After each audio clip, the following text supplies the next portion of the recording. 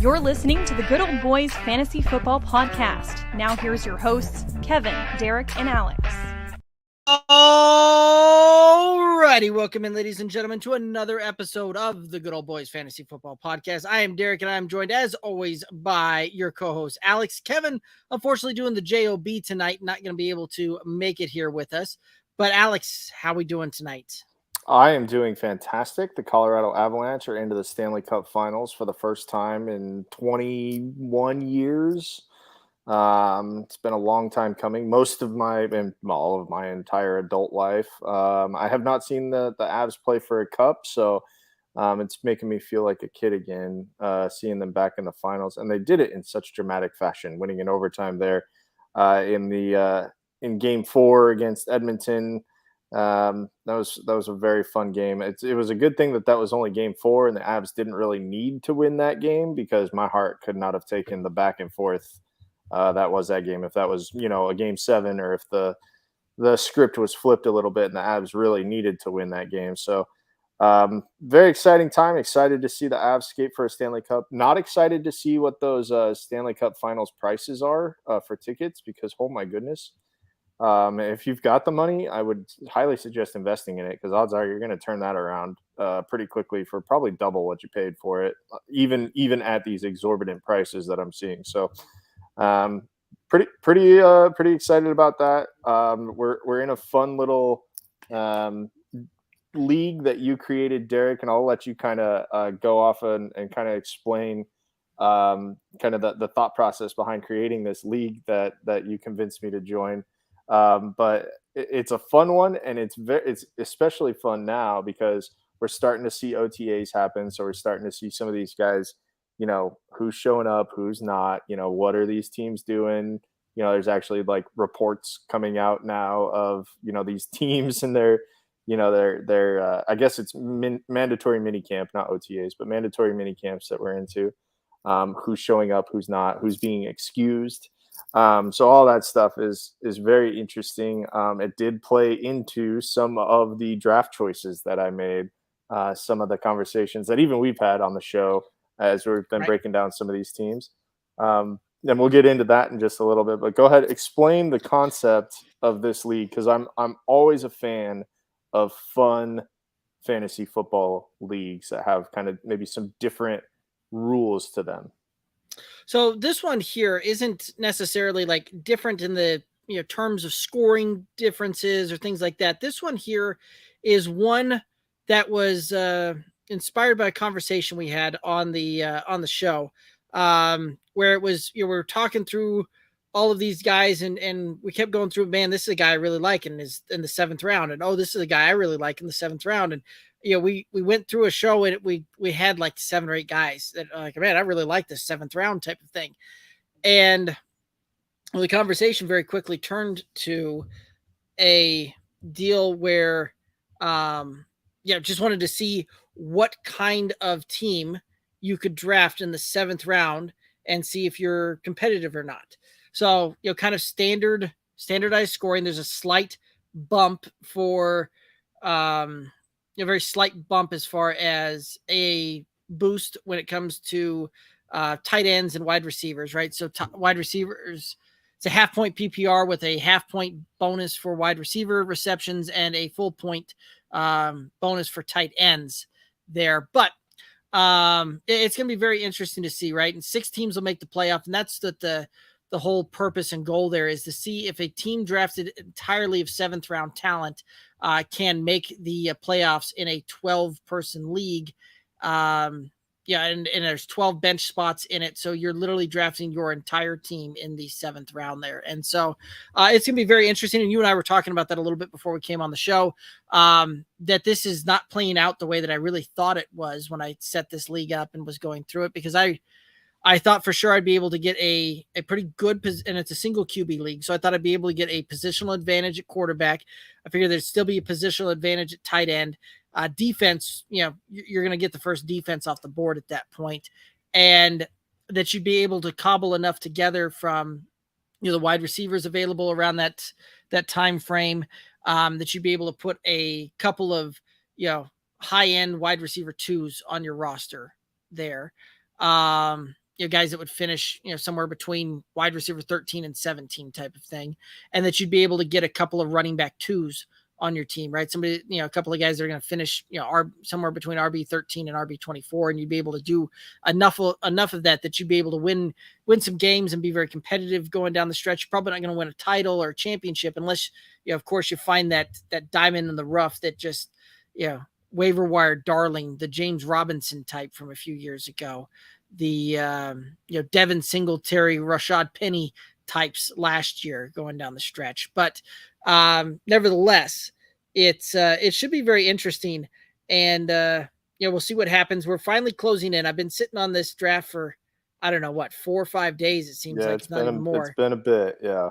And finally, I'm going to start making some selections here in about 3 picks. So, and this is one of those that we'll bring this one up throughout the course of the show and all of that, and kind of let people know what this looks like going forward. But should be a lot of fun. Should be a lot of fun, and I'm very interested to see what this thing looks like and how this team comes to be.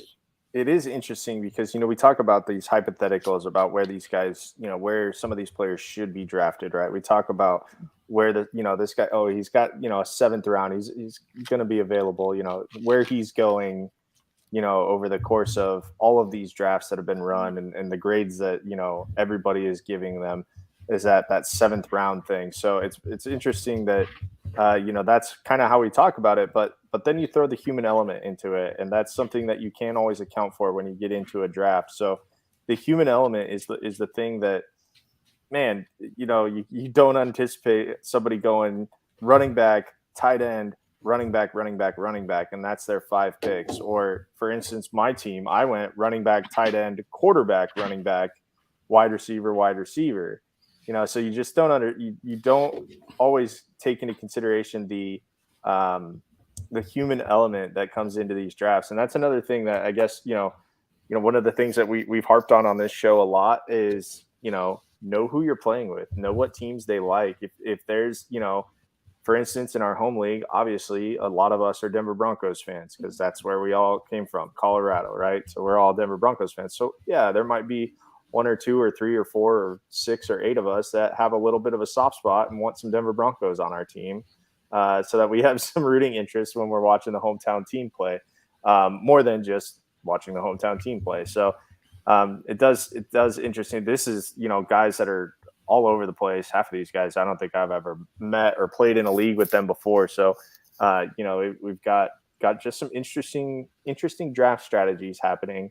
Although I will say, Kevin, holding true to form, going running back, wide receiver.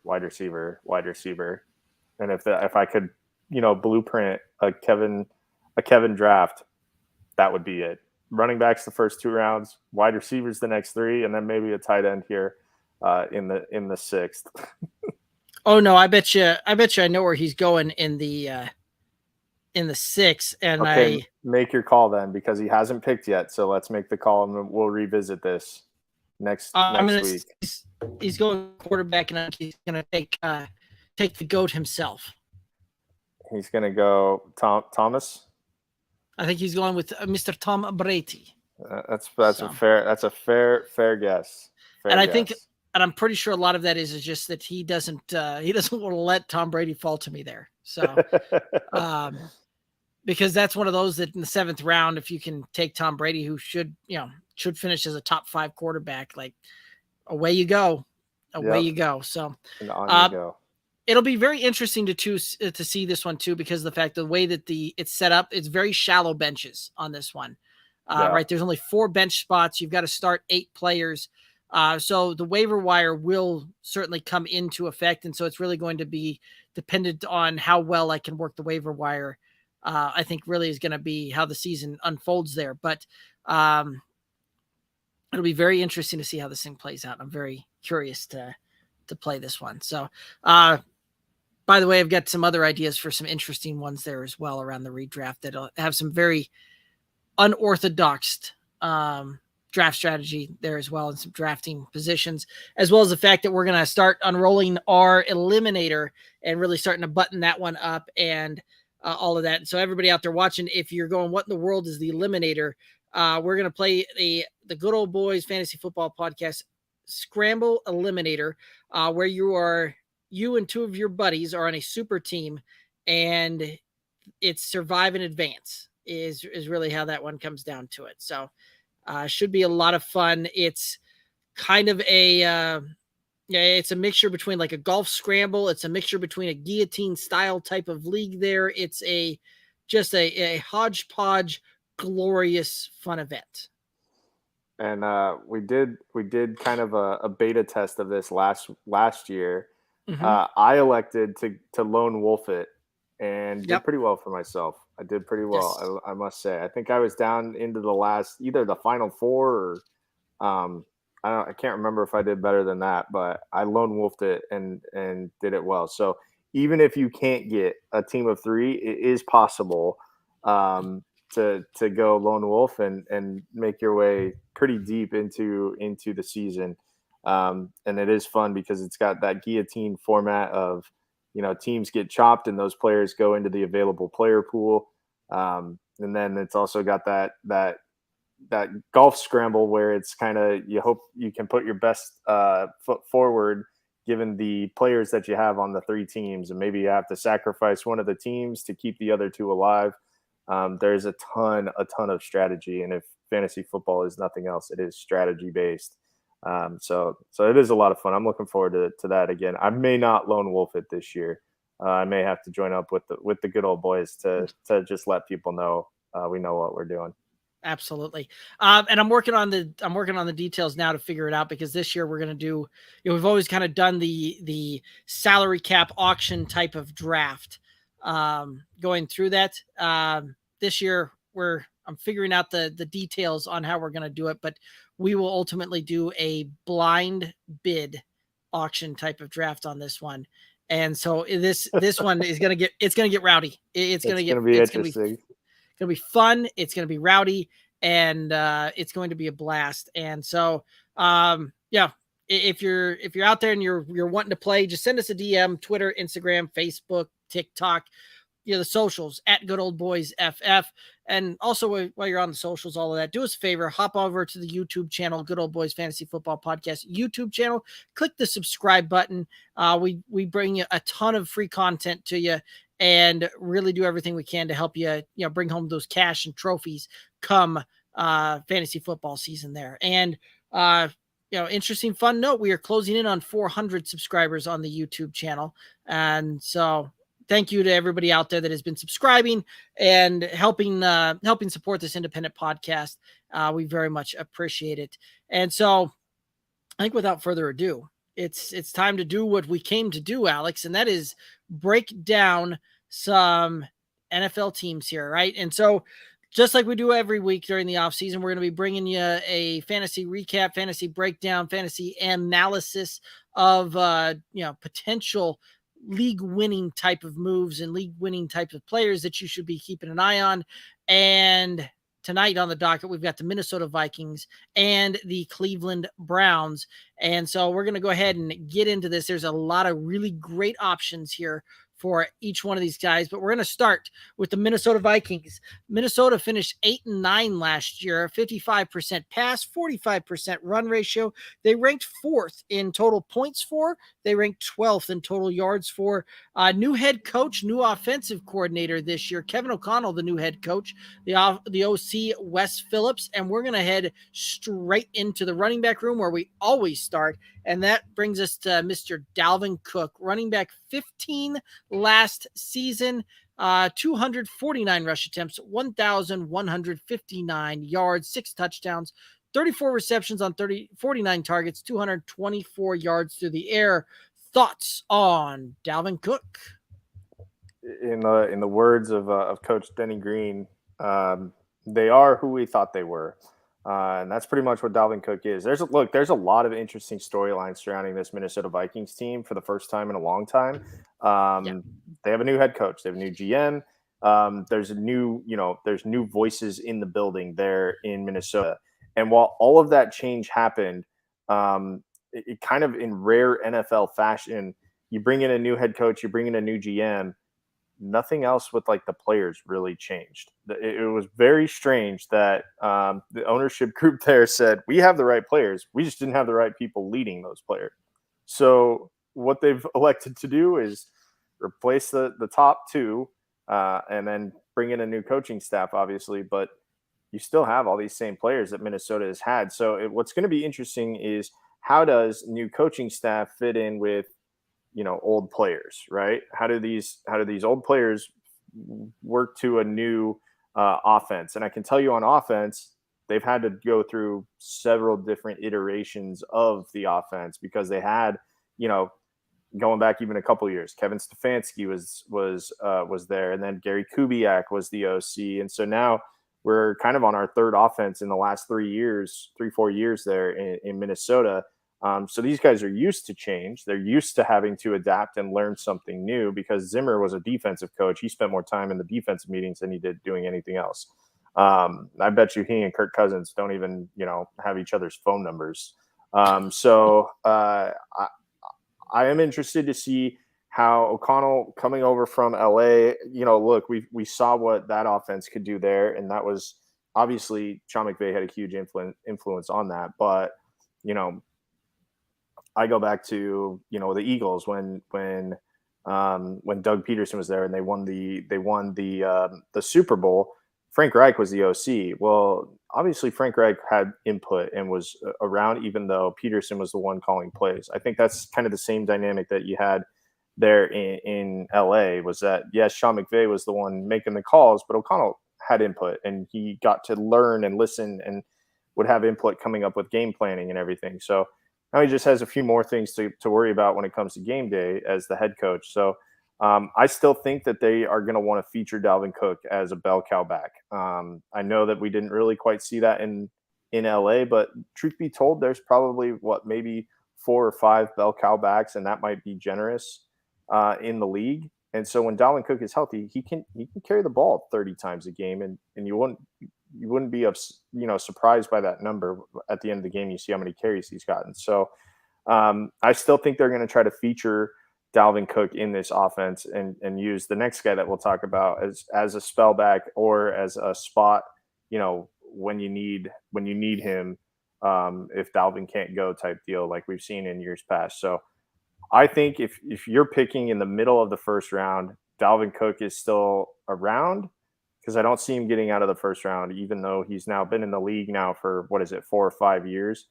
I don't think he makes it out of the first round. So if you're there in the middle of the first round and you're coming up on, Dalvin Cook, or I don't even know who else is there, in the first round, in the middle of the first round, you take Dalvin Cook because he's going to get his touches. Now he probably won't play 17 games, but that's where it comes into the next guy we talk about and how you can, strategize and understand. Because I do think this Vikings offense is going to be, to have a little bit more chutzpah to it, as it were. So middle of the first round, right? Like you got the options of Derrick Henry, Dalvin Cook, Najee Harris there. And depending upon your scoring format, that very well may change kind of where you're going there. Dalvin Cook has been a tried and true kind of guy for you. The problem is that he just doesn't play a full season, right? We have yet to really see that one. This last year he missed 4 full games and played 2 partial games out there. So really he gave you kind of, missed 5 games, 5.5 type of games there. Was fighting some different illnesses or injuries or, just threw out of it. And it was one of those two that, if you drafted him last year, you had to have drafted him very early. He was a consensus 2nd overall pick out there. And certainly just did not come to fruition on that one. But yeah, it's just very, very interesting on how that all comes to play there. Now, for me, I happened to have drafted Dalvin Cook in the home league last year, and was just so excited about it because, I had somehow he managed to stay on the board for me long enough to get down there and do that. I think I was drafting the 4th or 5th spot there, and to get, the guy that should have been, a league winning type of guy. It was one of those that it was inconsistent play there. It was Yeah, he didn't really play week 16 or 17 for you. So you kind of shot you into your championship hopes right in the foot there. And when he did play, he was pretty consistent, right? Most of those being a running back one type of deal there. But yeah, one of the things that made Dalvin Cook such a darling a few years ago was the fact that he had more targets, he had more receptions, and that just did not come to fruition last year. Which, interestingly enough, right, the Vikings were one of the top half teams in total yards for things like that, and Dalvin Cook kind of had a very pedestrian running back season, especially for him and what we've come to expect from him over the years, right? Yeah, the touchdowns really weren't there. The yards weren't really there. The receiving work wasn't really there. And while, yes, there was, some injuries, he was banged up, things like that. Him missing those 4 or 5 games over the course of the season, that's just kind of what you come to expect from a Dalvin Cook, right? Like if, when he plays and he plays, he's typically only going to get you 14 games and it's factored in there for you type of thing. He missed 2 more on that thing. So it was a rough go having Dalvin Cook on your roster last year. And I don't know that much of that is going to change this year either. I do see him being a little bit more volatile there as well. He's going to miss, I think he'll miss some games there as well, but I don't necessarily see a big bounce back coming as well. I think that you'll see a little bit of a bounce back, but again, I think you're going to draft a guy that's at RB5 that ends up finishing at like RB9 or 10 type of thing. So I'm going to be a little out on Dalvin Cook this year. So here's the thing, I guess. If you're there sitting at 5 or 6 and Dalvin Cook is, an available option, you're going to need to go running back again in the second round to kind of balance that. Like there's no way you can pivot off because you just pretty much have to expect that you're not going to have him the entire season. So you're going to have to go running back again in the second round, which is okay. A lot of draft strategy, that's what you do is you go running back early. You get a couple running backs in the first 2 or 3 rounds to kind of, give you that, leeway of making sure that you always have somebody to plug into those spots. So if you do go Dalvin Cook, you're either going to need to handcuff him, which we'll talk about his handcuff here. You need to handcuff him regardless. Yeah. Or you're going to have to go and spend, the second round pick on a running back just to give yourself the insurance. Right. Yeah, absolutely. And it's one of those two. It's very interesting when you see, guys from the same team that are drafted in the first round, right? Like you don't see it happen very, very often. But right now you have Justin Jefferson, who right now is kind of the consensus 7th, 8th pick, kind of on average, a 7.3 average out there. Second wide receiver off the board. Dalvin Cook, RB5 off the board with a average draft position of 5 on most of these things. And yeah, I have a hard time believing that both of those guys are going to return at or better value than what you're drafting them at. So something's going to give there. And if I have to, if I had to wager on it, I would be wagering that Dalvin Cook's the one that finishes outside of RB5 on this one, right? I think he'll finish probably about RB9, 10, somewhere in that range. Like he'll still be a running back 1 for you. It's just not going to be that top tier, top echelon type there. So any other thoughts on Dalvin Cook? Now let's talk about his handcuff, shall we? Yes, let's. Alexander Mattison finished running back 38 last year, 134 rush attempts, 491 yards, 3 touchdowns, 32 receptions, 39 targets, 228 yards, and 1 touchdown through the air. Thoughts on Alexander Mattison? It may not be fair to label him as a handcuff, as a true handcuff, because I do think there is some standalone value. It's just that standalone value isn't week in and week out. It is not the case. And obviously last year, this Vikings team, they did not meet expectations. They played well enough to get their head coach and GM fired. That's all you need to know about the Vikings last year. So I think with Mattison, obviously he's somebody that you got to keep your eye on. If you do go Dalvin Cook, you have to keep your eye out and make sure that you don't get burned. What you should not do, and I will say this from experience, is draft Mattison late and then try to float him to the guy who did draft Dalvin Cook, because odds are you're not going to get the return that you thought you would for him. So if you're gonna go after Mattison as standalone value, just understand where he's at. He was going to be the true number 2 back who's only going to get starting carries when Dalvin Cook isn't in the lineup. I don't think they're going to do a running back by committee. I don't think that they're going to, have Mattison get even 10 or 12 touches a game. Is probably like not going to happen when Dalvin Cook is in the lineup and suited up. So you have to temper your expectations with him. While I do think that he has some standalone value, especially in deep leagues where, you're just trying to get whatever you can. Really his biggest value is as a handcuff for Dalvin Cook, because as we just said, inevitably Dalvin Cook is not going to play all 17 games.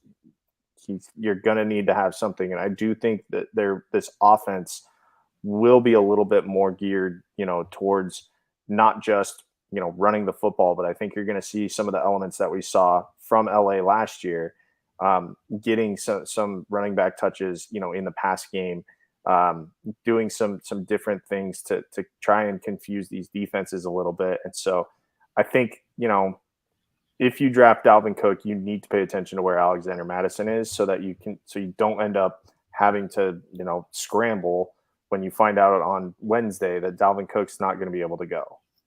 Right. And for me, Alexander Mattison is only a handcuff, right? Like, I'm not looking to try and add him onto any roster as standalone value as anything else, right? When you look at the games that Dalvin Cook plays, Alexander Mattison on a great week might see 20% of the target or 20% of the snap count on that one. So he is not a guy that's going to just be on the field enough to see enough opportunities to try and, have standalone value. Where his value truly lies is, when Dalvin Cook misses time, he's able to put up some tremendous weeks. And we saw that last year, that every time that, Dalvin missed time, Alexander Mattison delivered you at least an RB2 or better on the week, with the majority of those being RB1 territory. So he's a fantastic handcuff there. But if you don't have Dalvin Cook, it does not make much sense for you to try and do that, especially in shorter leagues, things like that, where you just don't have enough depth or bench spots really to try and do that. Deeper leagues, he makes some sense, because at least if nothing else, you can run him out there on the games that Mattison or that Cook misses, and you can get some return on value there, and you can get a week or two on that one. But even with where his ADP is now, right, like looking at it, he looks to have an ADP kind of at right around the 100 mark on that one. And I don't know that I really want to go that route for Mattison at that point, right? Like, he's coming off the board RB 41, which kind of gives you 139. So right in that, what is that, kind of the 11th, 12th round, kind of in that area there. And makes some sense there, but makes some sense for me to handcuff, and that's about it. So I'm out on him unless I've got Dalvin Cook already on my roster when I'm drafting. So alrighty, let's go ahead and head over to the wide receiver room. Justin Jefferson finished wide receiver number 4 last year, 108 receptions on 167 targets, 1,616 yards, 10 touchdowns, 28.94% of the target share. Thoughts on Justin Jefferson? I don't. Okay, so obviously he had his breakout rookie year, and last year was his second year, right? He backed that up. Mm-hmm. Yes, right? Yeah. So he backed it up. There wasn't really the sophomore slump. I have no reason to think that, he falls off of a cliff going into this season. Look, we know that O'Connell understands how to feed plenty of mouths, right? You look at what LA did last year, and I'm sorry to keep going back to what LA did, but that's just what we have to go on. So, they were able to feed Cooper Kupp. They were able to feed, Robert Woods before he got hurt. They were able to get Odell Beckham Jr. involved. So like he can scheme up a passing game or understands how to scheme a passing game that can feed plenty of mouths on the offense. So do I think that Justin Jefferson finishes as wide receiver 2? Probably not. But, he's like wide receiver number 2 overall. But do I think he finishes in wide receiver 1 territory? I have no reason to believe he wouldn't. That's where I'm at with him.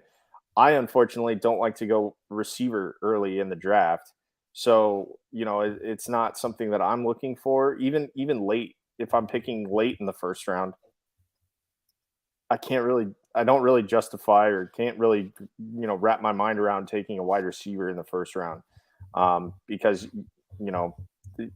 there are so many good ones and you can get such good value, as we talked about later in the draft and later rounds, you can get good value there where you don't have to spend the capital and the guys that are punching above their weight class essentially at the end of the season. So I'm not, if I'm picking in the first round, which in the home league, I don't have a first round pick this year, but if I'm picking in the first round and I'm not going to look at Justin Jefferson, but kudos to people who pull that trigger because I do think they'll be rewarded with a wide receiver 1 type finish. Yeah, so Justin Jefferson has had a historic pace through his first and second year. And this is one of those that, I can see that continuing, but at the same time, right, logic would tend to dictate to me that he regresses a little bit towards the mean and comes back to the average there just a little bit on this one. And a lot of that has to do with the fact that he saw almost 29% of the target share.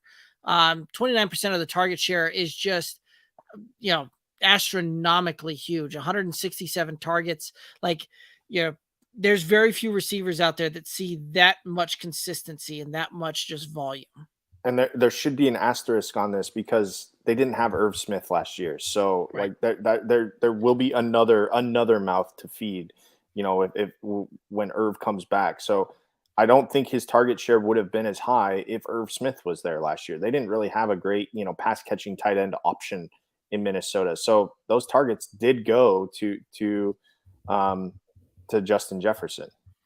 As well as the fact Adam Thielen missed, 4 or 5 weeks going down the tail end of the season there as well. So I do think that there's some of that played into that one as well. But I do think that you're going to see him regress a little bit to the point where, now he's still going to get a tremendous amount of volume, but I think that you're probably looking at him closer to 145 targets, somewhere kind of in that range.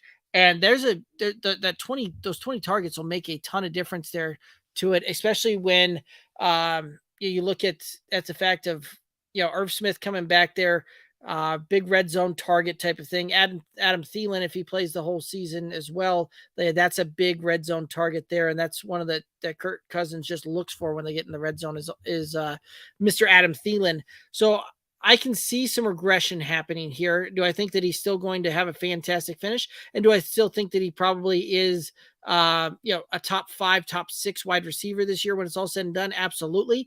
It does scare me though, every time that I have to draft a wide receiver in the first round. That's just not how I prefer to draft, with a 0 RB or a, modified hero RB type of strategy or hero wide receiver strategy. I'm never a fan with how my teams ultimately look and how I have to manage that team the rest of the season there, versus when I can get a hero RB or I can put 2 back-to-back, RB1, RB2 and have it solidified there for me when it's all said and done. So Justin Jefferson while he will have a phenomenal season and he will do very well, I just don't see him being on my team there. Let's go ahead and head to Adam Thielen, Adam Thielen was wide receiver 27 last year, 67 receptions, 95 targets, 726 yards, 10 touchdowns, 16.46% of the target share. Thoughts on Adam Thielen? I have a soft spot for Adam Thielen, right? This, everybody knows this story by now. Undrafted kid out of a D2 school. Actually, funny enough, where the Vikings used to hold training camp in Mankato. So he worked his way onto it, and he's become a superstar in the league. Unfortunately, the last 3 years have been kind of derailed with injuries. He hasn't played full seasons, and so it's been kind of an up and down thing. And while catches may not be there, especially from that crazy year that he had in, what was that, 2018, where he had 113 receptions and 1,300 yards and 9 touchdowns. He put up fantastic numbers that year. While catches haven't been there, targets are still in the area. But then the other thing is, the dude's a touchdown monster. He had 10 touchdowns in 13 games last year. He's got 49 career touchdowns. 24 of those have come in the last 2 years. So he's a touchdown monster. And, to our point with what we were talking about with Justin Jefferson, I think what aided in that was that they didn't have really a receiving option at tight end. Kyle Rudolph was gone. Irv Smith Jr. was hurt. Those touchdowns had to go somewhere, right? Like the targets in the red zone, the targets, teams were paying a lot of attention to Justin Jefferson. So Adam Thielen was the beneficiary of that. I have no reason to believe that that's not going to be the case again this year. So, Derek, you'll have to correct me or give me his ADP if you could. I didn't look that up, but with where he's probably going, he's going to have at least the chance to finish in a wide receiver 2 territory, if not for injuries derailing his season. Right, he's coming off the board as wide receiver 31, kind of in that 86th overall pick. So the guy, you take him. That's what, the 7th, 8th round in that area. Yeah. That'd be, right at the beginning of the 8th. Yeah. You get this dude in the 8th round, he's going to finish. I have no reason to believe he doesn't finish wide receiver, in the wide receiver 2 territory. So he's going to finish well above where, he's going right now. So I think, targets will obviously come down with the addition of Irv Smith Jr. back into this lineup. But I still think that, teams are going to pay attention to Justin Jefferson, and Adam Thielen is a vacuum, man. Everything that's thrown his way, he catches. His catch percentage last year was over 70%. So he's a vacuum, and he was utilized well in the red zone, and he was able to, score touchdowns. While I do think that his wide receiver 2 finish is dependent upon how many touchdowns he does have, I still think that there's enough volume there to be confident that he's, if he's your second wide receiver, you can be confident that you're going to get wide receiver 2 production virtually week in and week out if he can stay healthy. And if he, gets in the end zone, he's flirting with wide receiver 1 territory.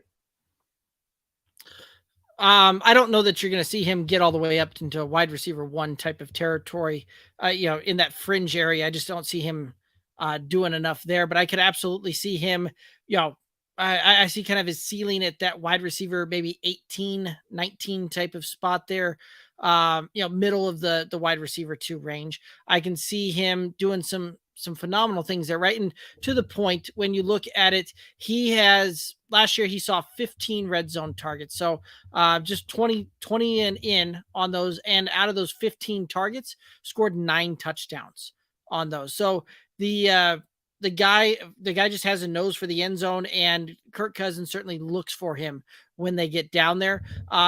Adam Thielen makes a wonderful best ball type of player there as well, right? Like with best ball, you're looking for guys that can have a big boom bust, win you a week type of thing. And Adam Thielen, if you drafted him last year, would have given you 3 top 5 finishes on a week. And that's in a best ball category. That's enough to return value, especially, if you're drafting him, down there around that 8th round. And last year he was going up there closer to like the 4th and 5th round. So I think that he'll absolutely return value on that. And I think that he will, again, be a little bit of a touchdown dependent wide receiver, right? Not one that we generally get to say that about, because it's usually touchdown dependent tight ends there. But, if Adam Thielen is going to catch touchdowns, he's going to put up some great performance for you week in, week out.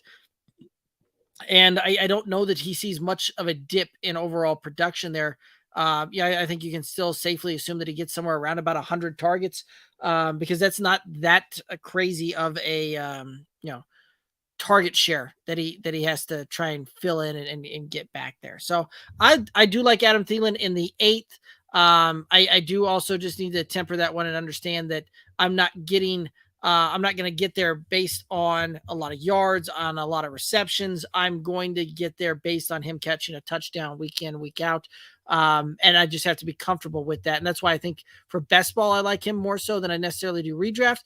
But in the 8th round, right? Like, how many wide receivers in the 8th round are you going to draft that could potentially go out there and give you more than one league winning or week winning type of performance there? And the answer is very, very few, if any. So let's go ahead and head on over to KJ Osborn. KJ Osborn last year was wide receiver 38, 50 receptions, 82 targets, 655 yards, 7 touchdowns, 14.21% of the target share. Thoughts on KJ Osborn? Again, I think KJ Osborn, okay, this is the guy that I think, benefited the most with Irv Smith missing the season. Do I see KJ Osborn having this even close to the same season that he had last year? Not if Irv Smith Jr. is in the lineup. So what you do with KJ Osborn is you mark him after the draft. You don't draft KJ Osborn.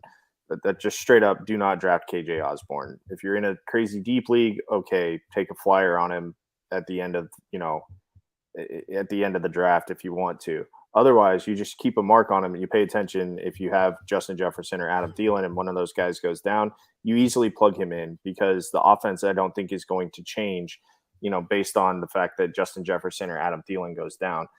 Maybe Irv Smith Jr. gets a little bit more involved in the passing game that way, but for what it's worth, I do not think that KJ Osborn is worth spending a draft pick on. I would agree with you on that one, and so would kind of the rest of the industry there, right? He is going down there like the 200s in most drafts, so in that undrafted type of range there. So if you've got a soft spot for KJ Osborn, he should be there for you on the waiver wire come the start of your season. And I think that's where I would leave him there as well.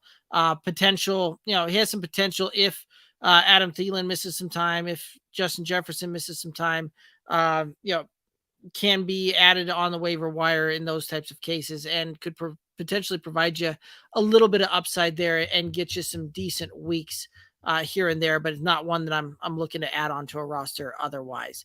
Alrighty, tight end room. Here we come. Irv Smith did not play, was on the IR last year. Thoughts on Irv Smith? It was really disappointing because I know a lot of people had really high hopes for him. And the worst part was he got injured in the very last preseason game and didn't even really realize it until, I kind of forgot about this until I was reading just an article before we jumped on here. He didn't realize he had hurt himself as badly as he did. So it's just kind of a freak thing. Tore his meniscus, didn't know he tore his meniscus, actually kept playing in that preseason game, and then found out, the next day when they did an MRI that he needed season-ending surgery. So I think a lot of people were probably disappointed because by the time the 4th preseason game rolls around, most, if not all, fantasy drafts are pretty well wrapped up. I know a few still hang on. I know we try to do our fantasy draft as late as possible. In fact, I think a few times we've been watching the Broncos' last preseason game as we're doing our draft, just so that we don't end up with this situation. So I think a lot of people were probably a little spurned by him, but don't let that injury, which realistically doesn't have any control over. It's not like he went out there trying to tear his meniscus and miss all season.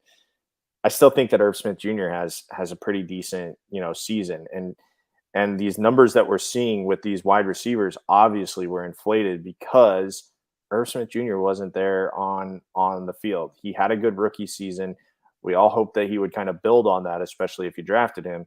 And then it just didn't happen because he didn't play. So I still think that Irv Smith Jr., I don't think he's in the top tier of tight ends, and we haven't gotten into our tiers just yet, and I haven't really broken that down. I do not believe he's in that top tier with Kittle or Kelsey or Mark Andrews. but I do think he can be in that second tier. And that's where I kind of see him finishing, is in that second tier of tight ends, which is still good. That's still tight end one, area.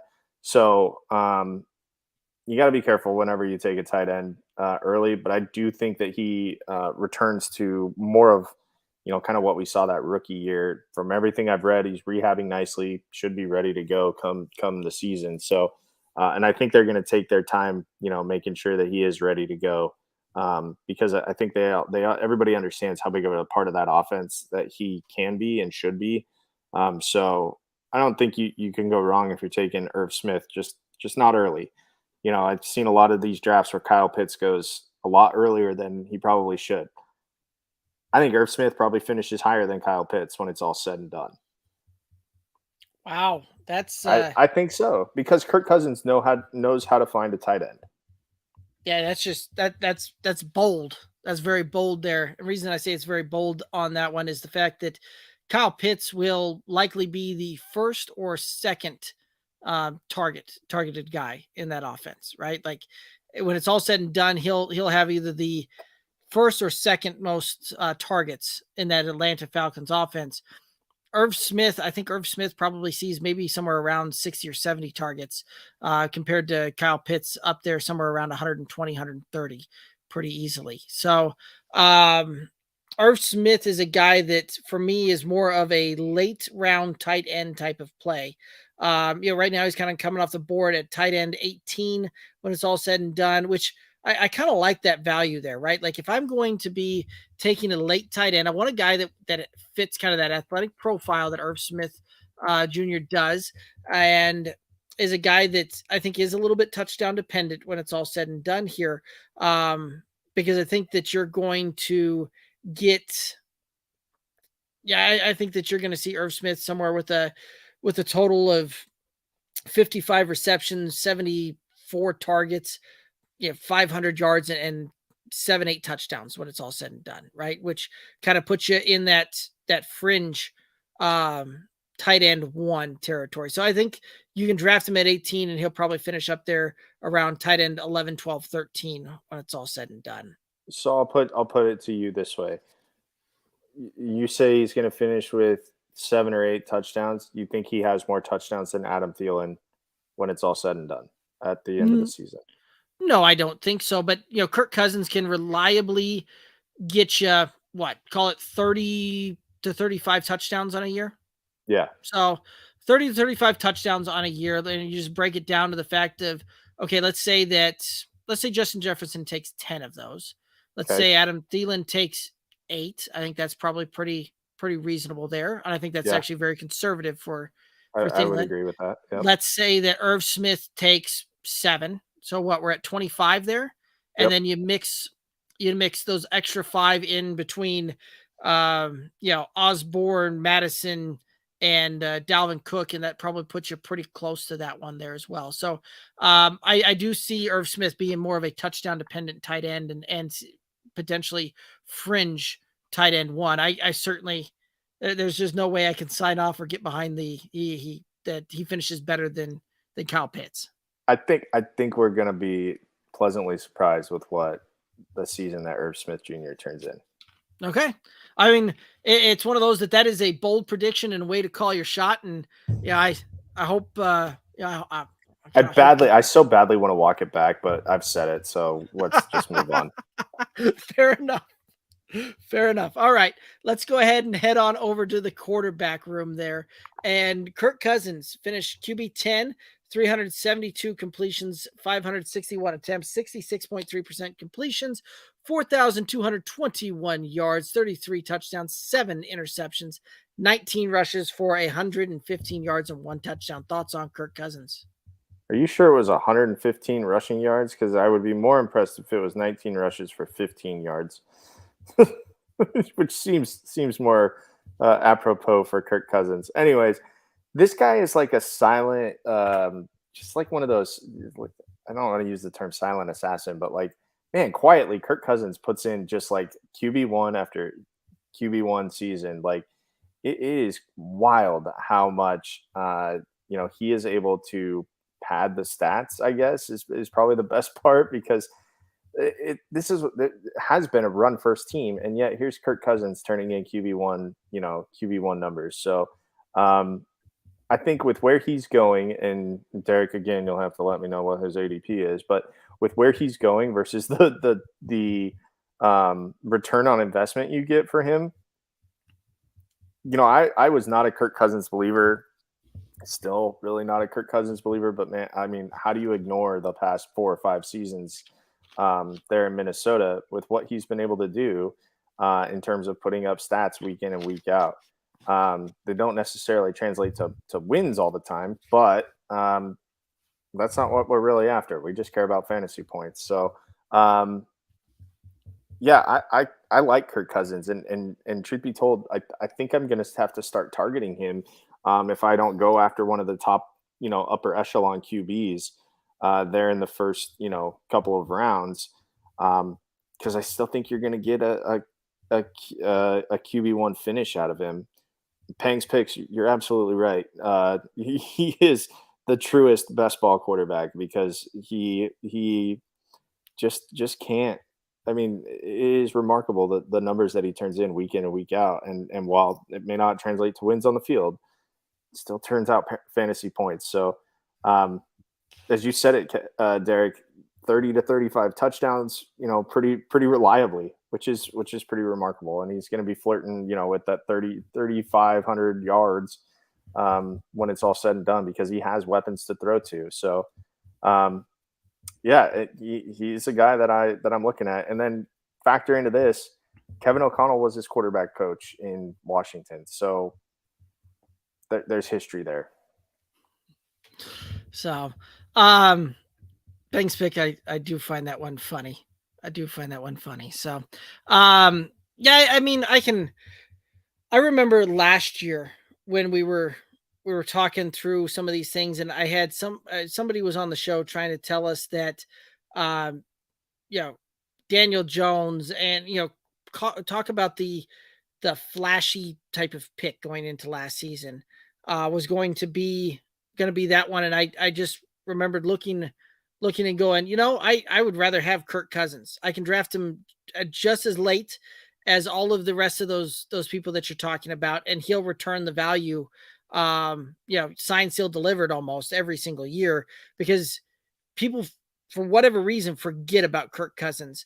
And while Ping's pick is saying that he's the truest best ball QB, he is, but he was also pretty darn consistent for you as well, right? He had he started 16 games last year, and out of 16 of those games, he was QB1 on those things, and the rest of those were a lot of the rest of those were like QB 13 type of finishes, so just outside. But even on the weeks that you started him and he didn't perform great, there weren't a ton of those weeks where he absolutely shot you in the foot either on that one. And so I do like Kirk Cousins. I do like the fact that you can get him as the 16th quarterback off the board right now, and right around 119 overall. So I can get him in the last pick of the 10th round, roughly, kind of right in there as far as an ADP goes. And that will absolutely solidify that, right? Like, that's one of those that I can go through, and I can just get positional advantages and depth everywhere else on that one. I can draft Kirk Cousins, knowing that I'm going to get a guy that's going to return value for me and outperform his ADP, and should outperform his ADP by a couple of spots there. I don't see any reason, again, why he doesn't finish inside QB1 territory. And again, I think that you'll see him somewhere, 10, 11, 12, somewhere in that range when it's all said and done, and where he finishes QB this year. Think about this. Since he, when he became the full-time starter in Washington, he replaced, RG3 there. He hasn't had that goes back to 2015. He hasn't had a season less than 25 touchdowns, and he's been over the 4,000 yard mark all but one of those seasons, where he only played in 15 games in 2019 and was really realistically one 400 yard performance away from being in the 4,000 yard conversation again. So, I mean, the guy's just like automatic. And I think it's because he's so risk averse. He doesn't take too many risks when it comes down to it. He takes the safe play and just, he would rather matriculate the ball down the field, in whatever way that he needs to, aside from, instead of taking the shot play every other play, like he's almost the complete opposite of Jameis Winston, right? Like Jameis is going to try and beat you with his right arm. Kirk Cousins is going to try and beat you, like, death by a thousand paper cuts. That's how Kirk Cousins operates offense. And so like that, he's just automatic. I mean, you can pretty much just write it down now. I guess I was a little conservative when I said 3,500 yards. You just write it down now. Like he's going to finish with, 4,200 yards, 30, let's call it 35 touchdowns, which would tie a career high. So let's go a little off of that. 33 is what he had last year. And then probably in that 7, 8, 9 interception range. And that's solid. That is so solid. Right. And so Kirk Cousins is a guy that where I really like doing is grabbing him as my second QB in Superflex. Like I really, really like that play. Brilliant. Yeah. Because I can go out there, I can get kind of my hero QB early. And again, people just sleep on Kirk Cousins. So I can, kind of wait a little bit longer and wait through the second QB, as that second QB rush kind of starts, and pick my mark and go out and draft him. And really that tends to give you a big positional advantage on that one there as well. And for single QB leagues, I like waiting on doing a late QB, and Kirk Cousins certainly fits that bill. So I am very much in on Kirk Cousins. Peng's Picks also saying a clean bill of health is an upside too. Absolutely. Right. He just plays the games. So gotta love it. Well, Alex, that's going to take us down here to the end of the Minnesota Vikings. Any thoughts on this one, or are we set to move on? I just think the Vikings are such an intriguing team. They've been so defensive minded the last couple of years, and yes, they've had brilliant offensive minded coaches come through. But I'm just interested to see how, with an offensive minded head coach, what this offense does look like. They're one of the more intriguing stories, I think, of all the intriguing stories. And the next team that we talk about is also going to be a very intriguing story, probably for all the wrong reasons. But this Vikings team, man, they're always so close. It's a winnable division, in my opinion. I think that division is pretty much up for grabs based on what has happened in the offseason. So it could be an interesting one for them. I would not be surprised if they return to the playoffs. I would also not be surprised if they make, a mockery of it and pull another 8-9 season. Well, yeah, absolutely. I can tell you they will not win the Super Bowl because Minnesota sports fans are not allowed to have nice things. So don't place any futures bets on the Vikings winning the Super Bowl. Although those could be good odds. You never know. They would be extremely good odds, but it would be flushing money down the toilet. Fair enough. All righty. Well, let's go ahead and head on into our next team that we're going to talk about. That's the Cleveland Browns, who finished 8-9 last year.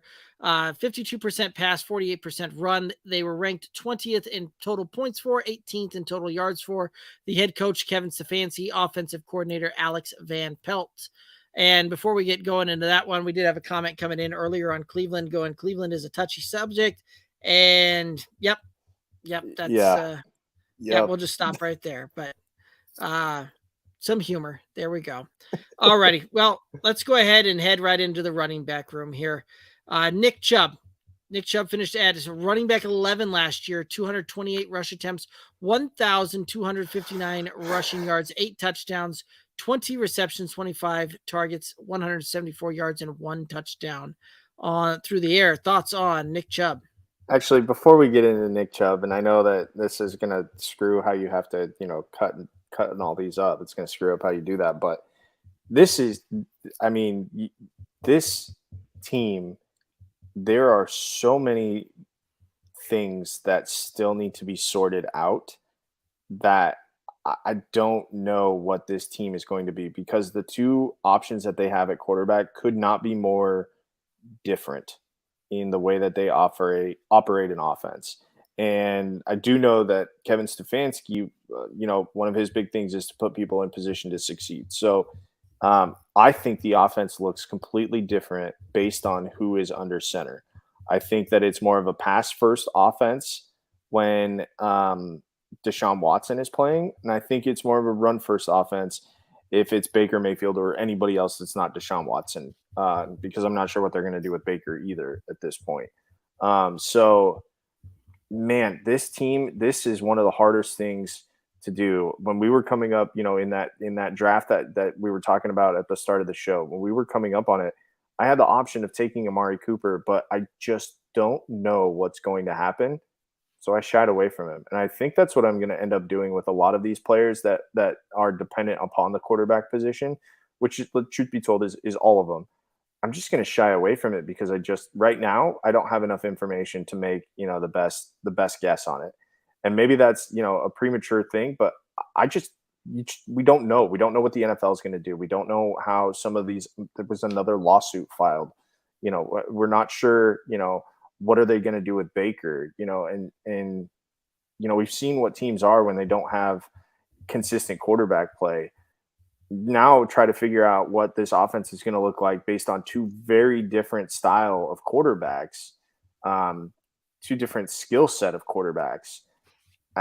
This to me, like when I'm coming up and looking at a Cleveland Brown player, like I need to be 100%. I wouldn't say I need to be 100% certain, but I need to be better than 50-50 as to what this season is going to look like. So as we sit right now and we record this podcast where we don't have answers to a lot of these questions, I'm tending to shy away from Cleveland players, which may not be the best strategy, but it's the most comfortable strategy for me. So now we can get into Nick Chubb. Sorry, Derek, go ahead, do the slide again so that we can make this thing look good. That's all right. I can take care of that in the edit room. That's not that big of a deal there. So before we get going into there, Pink's Picks chiming in saying Nick Chubb has fallen to round 3 ADP, and that's crazy. I would agree with you that is a crazy place for him. I'm not. You might be over there on like fan tracks or something like that there, but most of where I've been seeing Nick Chubb is an ADP of like the 15th to 16th type of pick. So very much in that mid of the second round right there, coming off the board at RB8. At least that's kind of what I'm seeing here on a consensus ADP over on Fantasy Pros. But so Alex, what are your thoughts here on Nick Chubb? Well, I mean, they do kind of have that 1-2 punch. I thought he had a good year last year. Touchdowns, I mean, you can pretty much just guarantee that he's going to have at least 8 touchdowns. That's what he's done his entire career. 8, 12, and 8 in his 4 seasons. So, he's going to find the end zone. Last year he was able to get a healthy amount of rush attempts, probably a little bit more than I think you might see this next year, and was still able to get up over 1,000 yards, almost 1,300 yards. So I guess I don't have a reason to expect him to not get over 1,000 yards, him to not find the end zone 8 times. Where does that put him? Probably in that fringe RB1, high-end RB2 territory, right? With 1,000 yards on probably, let's call it 200 carries, and 8 touchdowns. With where he's going, I mean, you probably can't go wrong there. Yeah, I would agree with that. I think that you're going to see him very much be in that 12 1,300 yards when it's all said and done, somewhere in that 8 to 10 touchdown range. And I do think that you're going to be very pleasantly surprised or not necessarily pleasant, but I do think that you're going to have a very good experience drafting Nick Chubb when it's all said and done here. Because of the fact that you're going to be putting him on your roster as your second or potentially even your third running back out there as far as kind of the ADP, because he has been slipping down the ADP boards as the offseason has rolled along there, which very interesting for a guy that has just an insane efficiency when running that. He's still got one of the best offensive lines out there in the league to run behind, and a coach that likes to run the ball. So even with, Deshaun Watson and everything that you were saying there, that if he's the one under center there for the whole season, and they maybe look to a passing attack there a little bit, for that one, I see that one actually helping Nick Chubb out more so than hurting him, simply from the standpoint that he's still getting that kind of insane efficiency of over 5 yards a carry on average, and he's seeing a lot of 7-8 man boxes when it's all said and done there. Change at quarterback, all of that potentially makes them spread things out there a little bit and gives him a little bit more open looks once he gets to the second level there. And Nick Chubb is still a guy that can hit a hole and just floor it and take it to the house there. One of the best pure runners out there in the league. So I really enjoy having Nick Chubb on my roster, because if nothing else, I know that I'm just going to get a very consistent performance week over week over week. And if he's a guy that I can pick up in the second, even the third round, I'm okay with that. Pink's pick timing in saying that Underdog ADP has it at 25.16. So yeah, that would certainly be in the third round, very beginning of the third round there. And that is just insane value to me. And I think that's because of all of the unanswered questions. I think a lot of these Cleveland players, they're slipping down these draft boards, especially right now when we're doing, when the information is coming in based on drafts that are happening right now, when we don't know the answers to a lot of these questions. So I wouldn't be surprised if we see a lot of Cleveland players, their ADP is just kind of slipping down the board, because there are people like me out there that aren't going to take them and just kick the can down the road and make somebody else make that decision. Right. All right, let's go ahead and head over to Kareem Hunt, who was running back 47 last year, 87 rush attempts, 386 yards, 5 touchdowns, 22 receptions on 27 targets, 174 yards, 0 touchdowns. Thoughts on Kareem Hunt? I mean, okay, so this is the second season in the last 3 where he only played in 8 games. Granted, he did play in 16 in 2020 in the COVID year, but if you're going to take Kareem Hunt, I think you're taking a gamble on what Kareem Hunt do you get? Do you get the Kareem Hunt who plays in all 16 games? I think very clearly we're not going to see rookie Kareem Hunt ever again. I think that was, flash in the pan there with Kansas City back in 2017. So, how many games of Kareem Hunt are you going to get if you take him?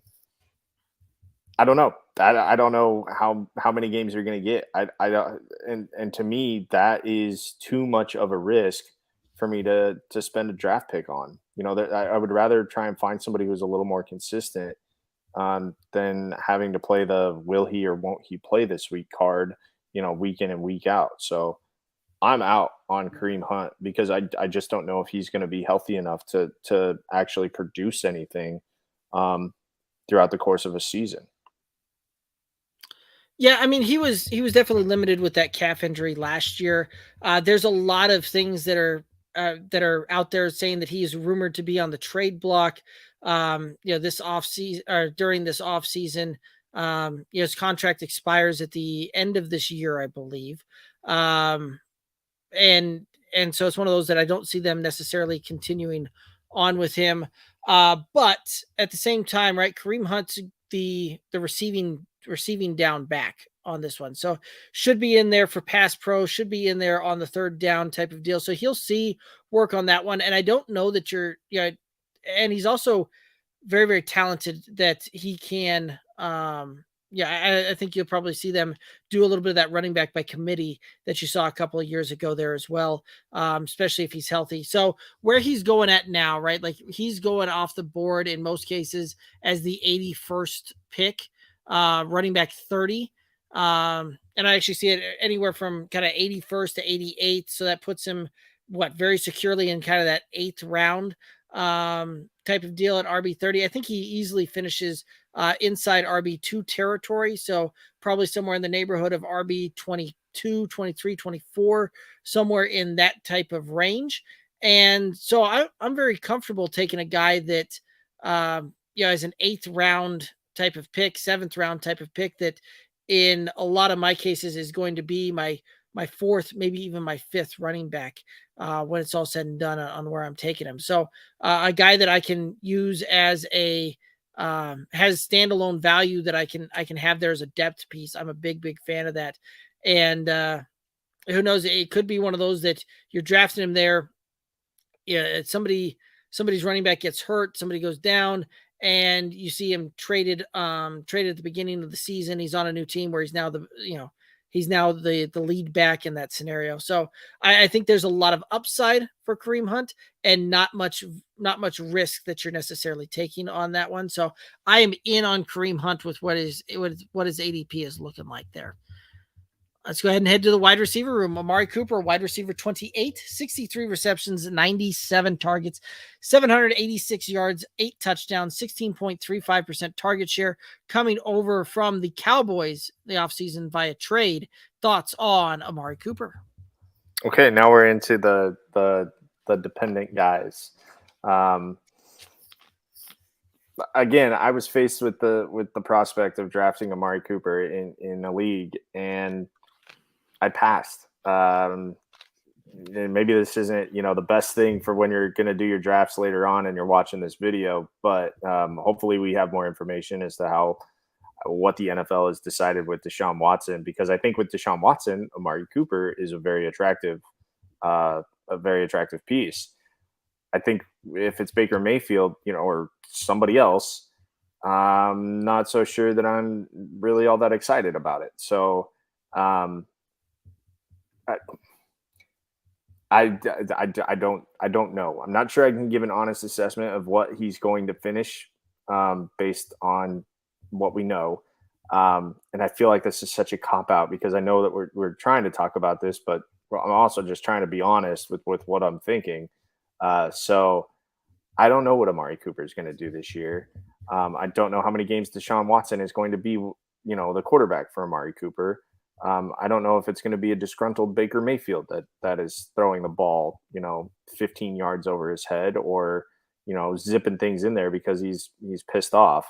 I don't know. I don't know about Amari Cooper for what it is right now. I passed. I kicked the can. I found a different option. I went with Jalen Waddle, presented with that conundrum of, who do I take at this selection that I had? And I had, the option of a Jalen Waddle or Cortland Sutton, which I really thought Cortland would get back to me, but he didn't, or Amari Cooper, or Terry McLaurin, another guy that, we're not sure what his future looks like with his current team. And I went with Jalen Waddle because I knew that he was under contract and I knew that he had a quarterback and I knew that offense is going to be, if nothing else, fun and fast. But I'm not sure what Amari Cooper, he's big body, he's good. Is he going to be, all in? We've seen what happens when a huge name receiver goes to Cleveland. It didn't really work out with Odell Beckham Jr. And it not just goes to Cleveland, but gets traded to Cleveland. So I don't expect Amari Cooper to have, I guess if I had to, make a prediction, I don't expect him to have a very good year. I wouldn't be surprised if he finishes outside of wide receiver 2. Right now he's coming off the board at wide receiver 19, kind of that 51st, 52nd overall pick. So clearly into the 5th round there. And I think that's, what you're drafting there is what you're going to get, right? You're going to get kind of that mid-tier, that mid area of a wide receiver 2. I think that's probably where he finishes, is somewhere in the neighborhood of, wide receiver, probably 15 to 20, somewhere in that range there. And again, it very much depends on who ultimately is throwing the ball, right? Like if it's Baker, I think Baker can still, supply him to get him up into that wide receiver 2 range. We've seen Baker do some good things in the past. Obviously there's some interesting things going there, but like we always say that, it's worth investing in a guy that's playing for a contract. Baker will be ultimately playing for a contract if he's playing in Cleveland this year due to some other things there. And we'll get to that one there later on there. But we've seen Deshaun Watson absolutely fuel some monster performances from wide receivers out there. Brandon Cooks was easily in that, kind of that same range that I just talked about. Wide receiver 16 when he played with Deshaun Watson. Before that, you had DeAndre Hopkins, who was an absolute elite level wide receiver and an elite tier wide receiver for fantasy year in, year out when playing together. And so, if nothing else, you've seen several times in the past where Deshaun Watson kind of locks onto that one guy and just feeds him the ball constantly.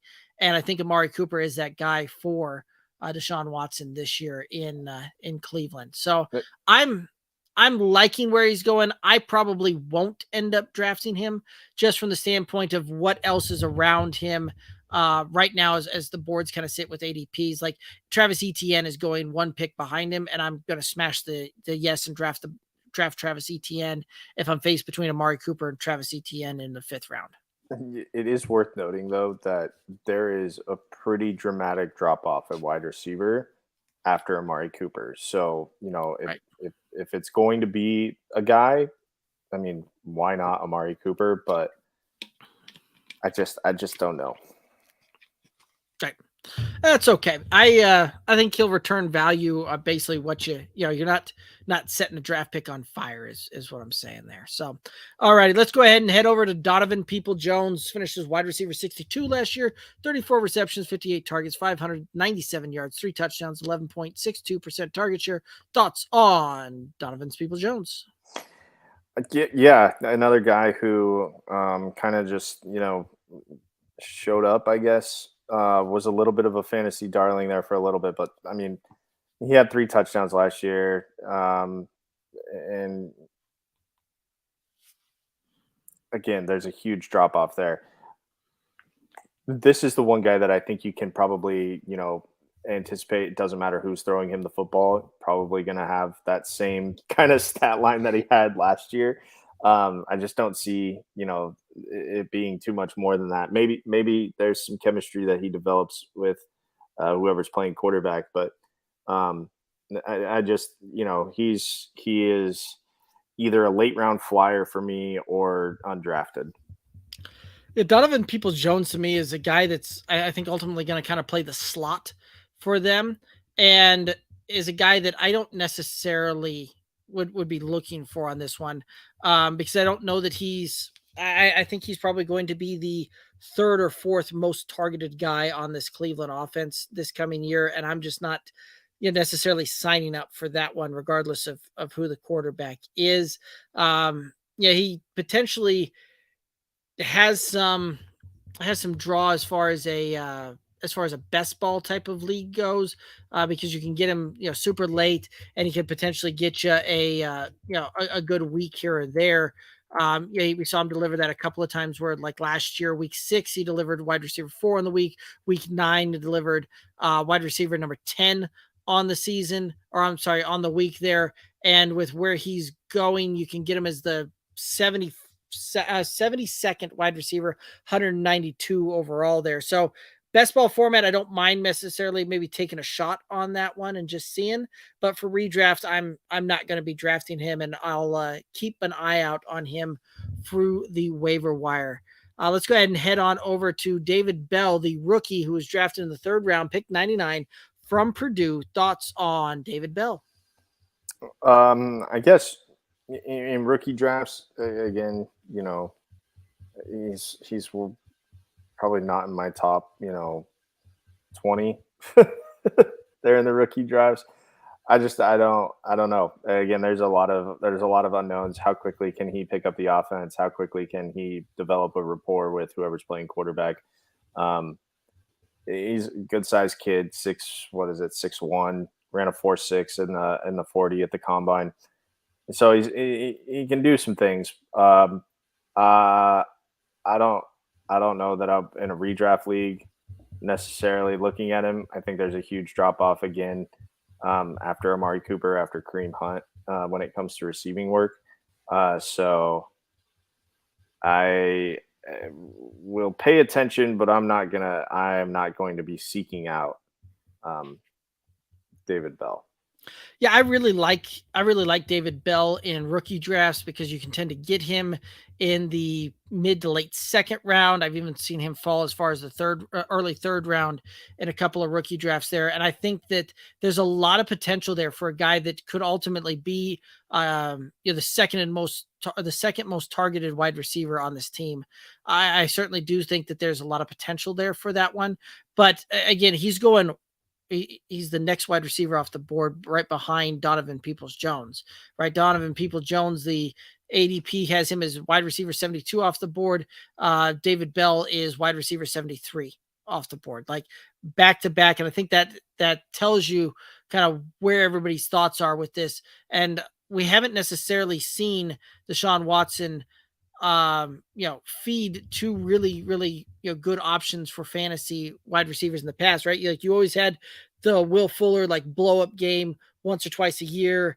And then, DeAndre Hopkins was always that consistent guy there, but we haven't seen the, him feed two wide receivers, have two wide receivers finish up in inside a wide receiver 24 there. And I don't know that changes, this year on this one. So I like the potential of David Bell. I don't know that for redraft it makes much sense, especially when I can just let him sit on the waiver wire and see see how this Cleveland offense unfolds. Alrighty, let's go ahead and head over to the tight end room. David Njoku, tight end 22 last year, 36 receptions, 53 targets, 475 yards, 4 touchdowns, 10.62% target share. Thoughts on David Njoku? So that season that he put up last year is pretty much, when healthy, the season that you can expect out of David Njoku. Like, you look back at his career stats, that's pretty much par for the course right there. So will he be able to replicate, that, I guess prevailing knowledge would say that if that's what you are, then that's what you are. So I would anticipate that is what he is. 4 touchdowns. That's a career high. He's done that 3 times. His 475 yards. That's the second most he's put up in his 5 seasons. So yeah, right there in the 450 to 500 yard range, 4 touchdowns. That'll get you what you get.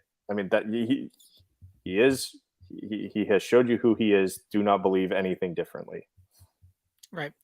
Now there's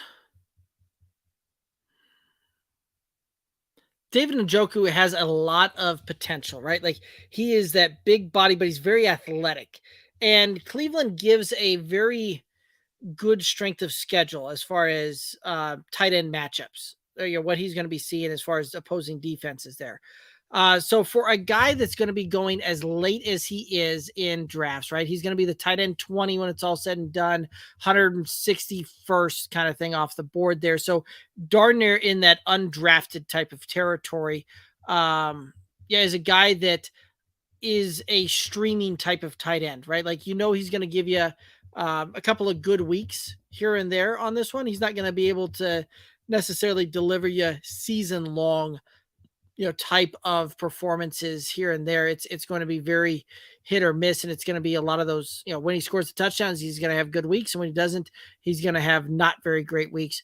But, there's some intrigue for me as far as adding him to a watch list and just kind of see how his chemistry looks with whoever's under quarterback here, and see how that one does. But I like it. And let's go ahead and head on into the quarterback room, where the Cleveland Browns are no source of controversy this year in that one. Deshaun Watson did not play last year due to a team's decision while he was with the Houston Texans, got traded to the Cleveland Browns over the offseason there. And it's very interesting, right? Like, we're very much aware of all of Deshaun Watson's legal issues and alleged and the allegations that have been brought against him. So it'll be interesting to see what that looks like, right? The NFL conducting an investigation on that as we currently speak. We don't really have much in the way of insight or reporting around those things. So yeah, it's one of those that I'm going to say that it's kind of pure speculation on Deshaun Watson right now because we don't know what's going to happen. But what are your thoughts? You know what? I'm not comfortable saying what I think is going to happen because I don't know how many games he's going to play. I don't know what he's going to look like after having sat out an entire year. I don't think it would be fair for me to, I know that what we do is just sit up here and pontificate about what we think is going to happen. But we do use a lot of, prior knowledge and past experience to kind of project out what we feel like is going to happen. I don't feel comfortable giving an assessment about what I think Deshaun Watson's season is going to look like based on what we know, how he played in the past. When he is healthy and ready to go, he's a top 5 quarterback in the league. But I don't know if he's even in the right headspace to be a top 5 quarterback in the league. I don't know if he's even going to get the ability to play enough to be a top 5 quarterback in the league. So I'm not comfortable giving an assessment. I don't know if that's a cop out to you, Derek, or not, but I'm not comfortable assessing, I guess, really either of these quarterbacks because there is so much uncertainty with what is going to happen, and I do think something is going to happen. That's the one thing that I'm certain of is that there will be some sort of punishment handed down by the NFL because of what the violation of player code of conduct or whatever it is that they find out. The NFL is nothing if it's not a PR machine as well. So they do have a little bit of a PR nightmare on their hands. Is there a league that can overcome that? Yeah. if there's a league that can overcome a PR nightmare, it's the NFL. But yeah, I don't want to give any foresight or anything just because I just don't know. I just don't know what's going to happen. Okay. Yeah, and that's fair, right? Like one of those that as we'll find out more information on this one as the season draws closer, right? Like right now we're at the beginning of June and OTAs are and mini camps and all of these things are just starting to kick off and all of that. And yeah, this is one of those that I have a feeling that we'll get news before draft season fully kicks in on what's going to happen, what that's going to look like. Now, that being the case, right? There's a few things that that I think are very interesting looking at how things are playing out, right? One, I don't, one of those that a lot of times you can look at transactions, you can look at various different things around there to arrive at some sort of, educated guess on what might happen. And, things that you would look at in a lot of cases to do that are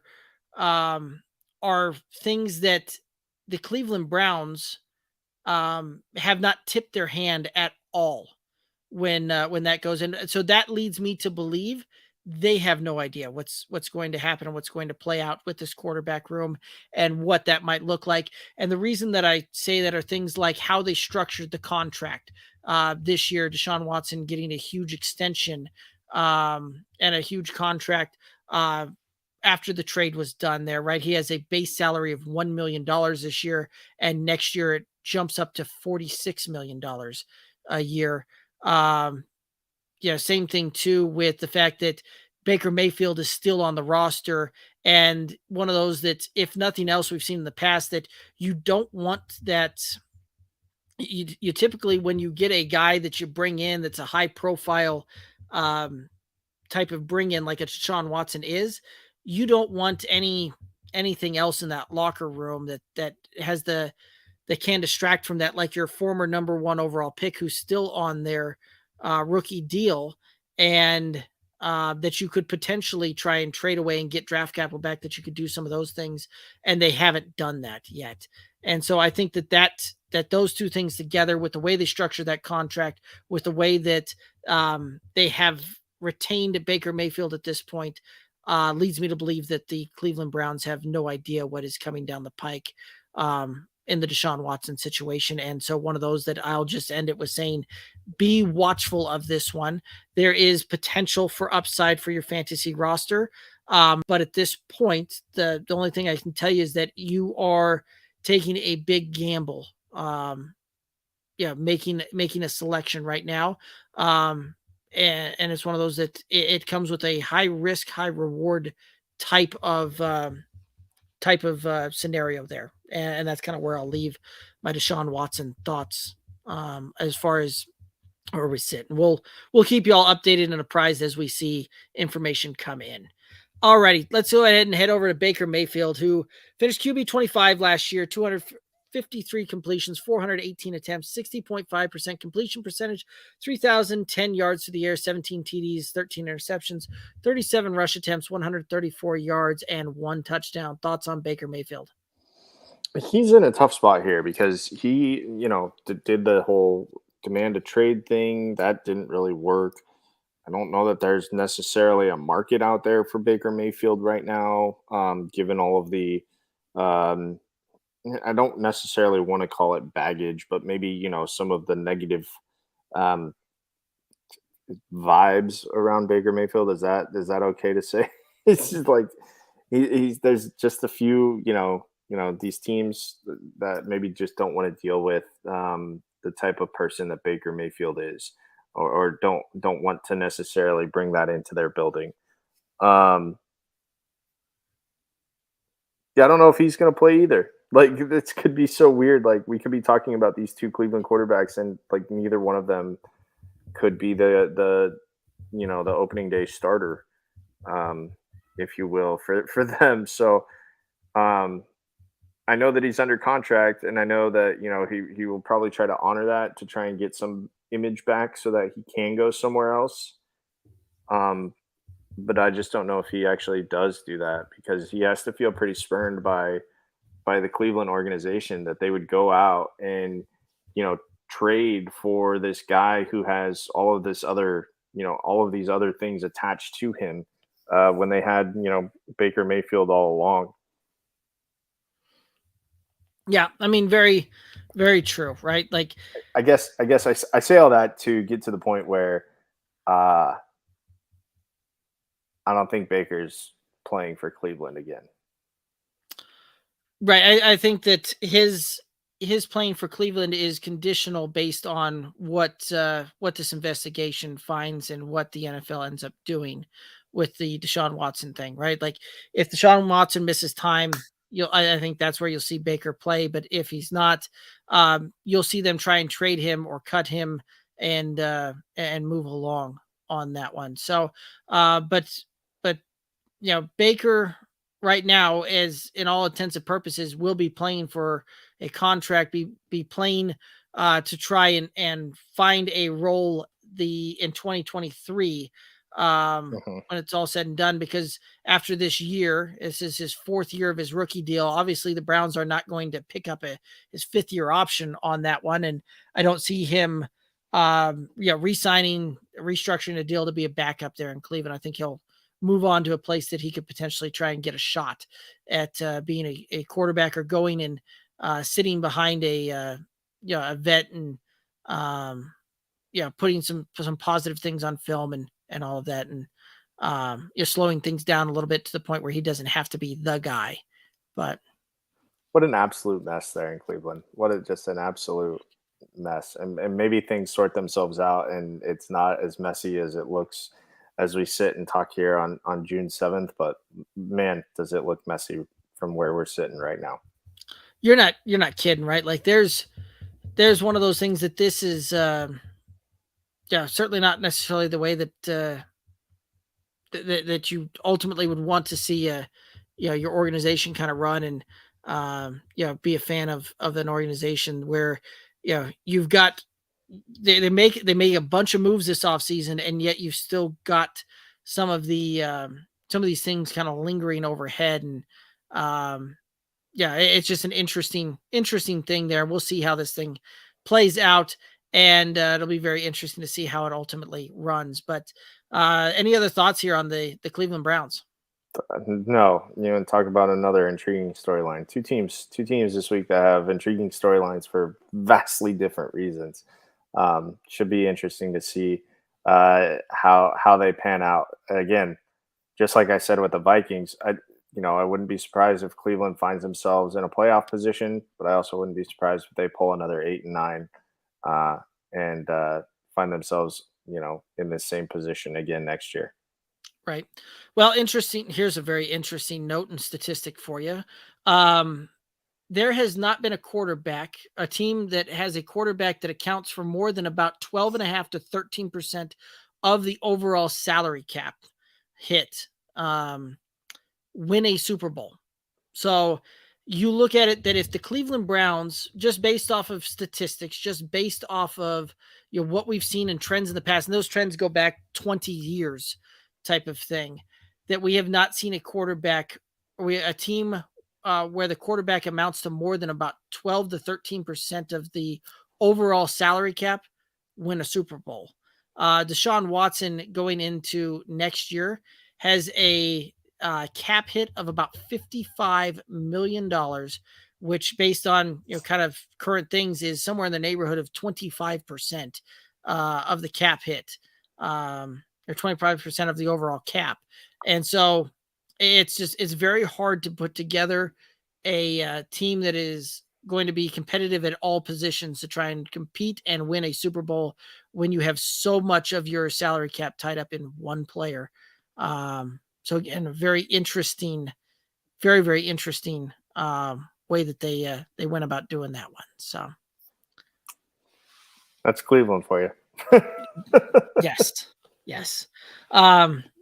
Anyway, yeah, we'll go ahead and just move on from Cleveland then. Any final thoughts out there for the viewers and listeners? No, I'm excited to see how you handle this 7th round mayhem that you're about to go into. I'm excited. I'm really, really intrigued to see what kind of team you're able to put together there.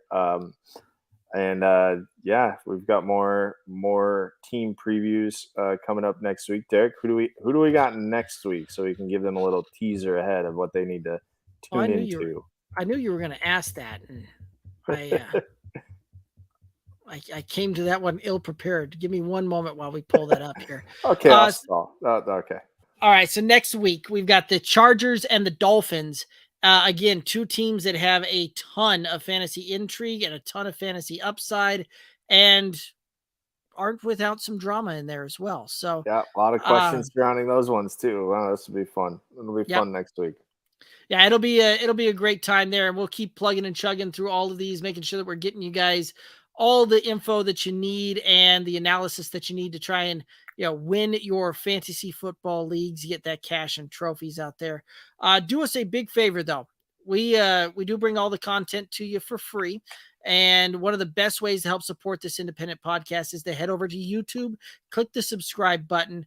It's a place where we release most of our content out there as well, where you can get some bite-sized videos, things like that.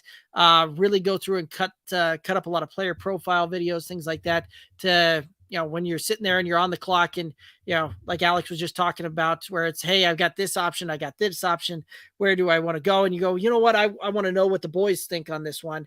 Don't worry, we got you covered, and got a couple of 2-3 minute videos out there so you can see your specific player that you're looking at, thinking about, and you can get our thoughts on it in a moment's notice there. But best way to do that, YouTube. Good Old Boys Fantasy Football Podcast YouTube channel. Click the subscribe button there. You can also find us on all the major streaming platforms there as well for the audio version. And you can reach out to us, ask the questions, get the advice, anything like that. If you got something that we didn't necessarily cover on the show, on all of the socials, Twitter, Instagram, Facebook, TikTok, all of those good things at Good Old Boys FF. That's going to do it for us. He's Alex. I'm Derek. Kevin will be back next week. Have a good one. Be safe.